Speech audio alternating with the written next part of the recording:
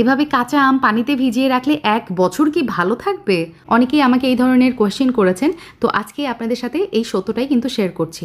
আমি গত 18ই এপ্রিল আপনাদের সাথে এই কাঁচা আমের রেসিপিটা শেয়ার করেছিলাম, সংরক্ষণ পদ্ধতি। এবং আজকে মে মাসের 2 তারিখ, আলহামদুলিল্লাহ আমার কাঁচা আম কিন্তু একদমই ঠিক আছে। ওপরে একটুও ফাঙ্গাস পড়েনি এবং আপনাদেরকে দেখিয়ে দিচ্ছি এটা কি পরিমাণ ফ্রেশ আছে। একদমই কচকচা ছিল আলহামদুলিল্লাহ। যদিও এই রেসিপিটা আমি এপ্রিলের 18 তারিখে আপনাদের সঙ্গে শেয়ার করেছি, তবে 2 দিন আগে কিন্তু এই রেসিপির শ্যুট আমি করেছি। অর্থাৎ 16 তারিখে আমি এই রেসিপিটা বানিয়ে নিয়েছিলাম।